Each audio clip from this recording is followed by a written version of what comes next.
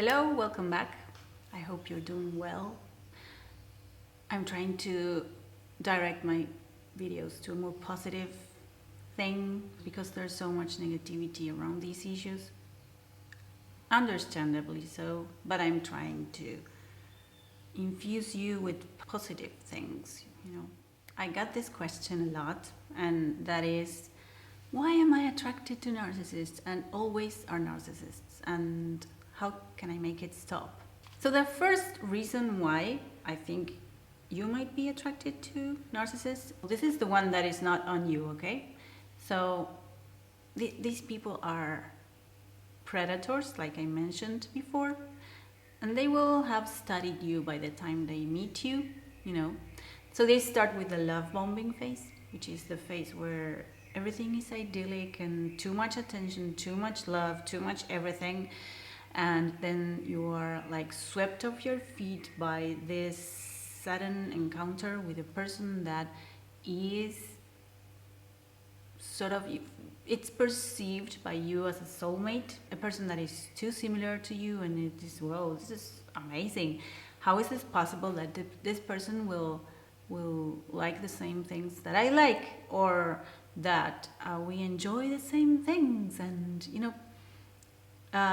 it's all fake. I'm sorry to break it down like this so abruptly, but it is. It's I don't want to go into their thing, the narcissist and psychopath problem, why they do this and how they do this, but we're talking about you now.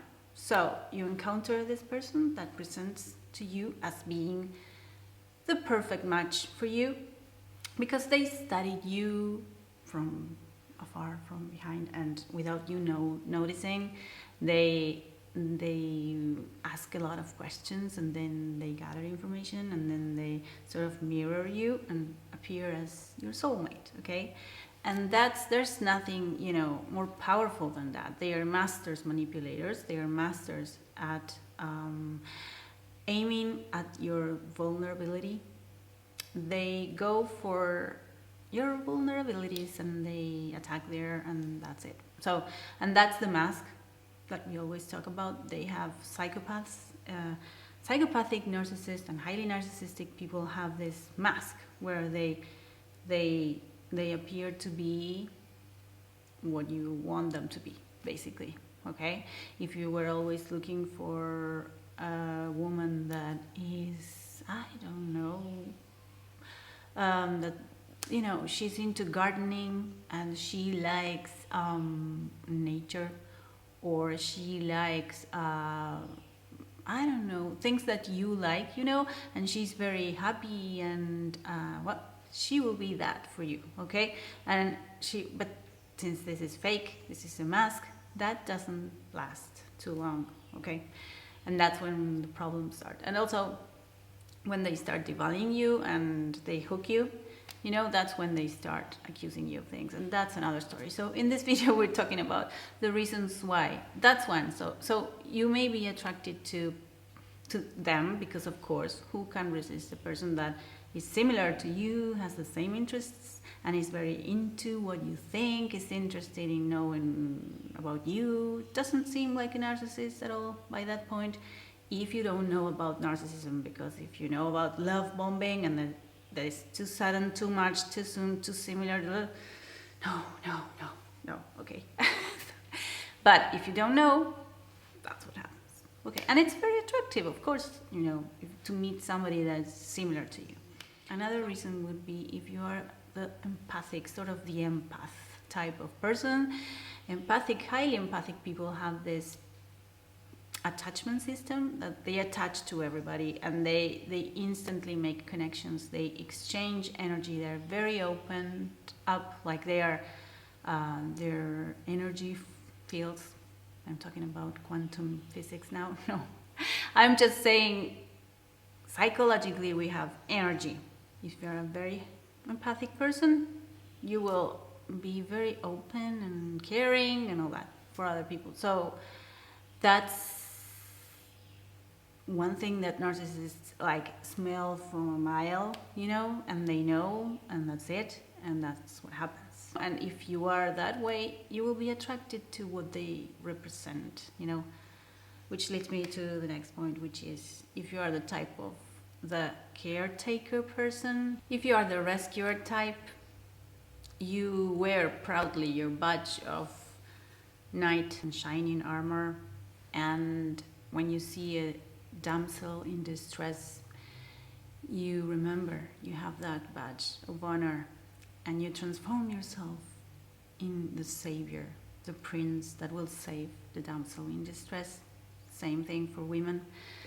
If you see a guy that is or a person that is suffering, that, you know, is presenting him or herself as poor me, I'm a victim, but very well done, very tastefully done. It's not obvious. It's not something that, oh, I'm terrible. You know, they're masters manipulators. Okay. So they present themselves. They are good actors, you know. Have you seen my video about chameleons? Okay, watch that one. That's very good because I based it on a paper, and it was made by this guy, which is the leading expert on psychopathy. And then I got a criminology paper, and they talked about chameleons and all that. It's very good. I link it here. And so, I mean, the content of the research paper. I don't know if the video is good, but, you know, what I read is good. So, yeah, and so you have that badge of honor. I'm the rescuer, and I will save this beautiful lady. She is suffering a lot, and, you know, so I'll give myself to her, and I will, you know, concentrate on her. And that's how you're hooked, when you are giving all the energy to that person again. You know, that's all about that. Narcissism is about that attention, energy. Give me everything, you know, give me your attention, your energy, your good and your bad things too. Like, I need all the attention. So when you start wearing your knight in shining armor with your badge of honor and your knight in shining armor, you will be bamboozled, okay? You need to remember that game. I was living in the US when we had that game on all the time. It was, meh, you've been bamboozled. Okay, so you will be bamboozled if you dedicate yourself so much to somebody. This has to be reciprocal. And I'm going to talk about being healthy in my next video, so stay tuned. And I think it's going to be uploaded soon, so stay tuned, subscribe while you're at it, okay? So with the pity play and all that they present themselves, they hook you, you know, and that's it, okay? That's another reason why you may be attracted to narcissists. There's another reason that this is more deep and has to be with being codependent and with your family history and with you reliving what you lived in childhood, and if you had one or two narcissistic parents or within the cluster B, then you will find this familiar, and it will be, this could be that, you know, you're used to that. You don't know what it is to be with a person that is healthy, normal, you know. Normal, I'm doing this because I have to explain this because there's nobody's like, this is the normal person, you know. There's, I don't know, we all try to be healthier, but nobody's perfect. I make a lot of mistakes, and we all strive for being better all the time. And that's good, you know. When you detect that, that's for another video. Okay, I'll come to talk about that. In my next video, I'm going to talk about that, being normal and all that. And so, yeah, so if you're used to that and that's familiar to you, you may want to consider going to therapy and explore that. There's nothing like deeply wrong with you. Those are things that you can work on, and that is, I completely recommend you do that, because the core of you is not damaged like it's a personality disorder, you know. It's something that it's a consequence of having lived with a person that had a personality disorder, okay? So that's another possibility. And then being a people pleaser and all that, that comes with the territory of having had one narcissistic father or mother at least, and being too compliant, no boundaries and all that. And so if you are like that, of course you will be attracted to narcissistic people because that's familiar to you. That's home, you know. Those interactions ring a bell, like that's your how you live. That's home to you. So in therapy, you work to realize what is really home, okay? There's one more thing that I want to mention here today.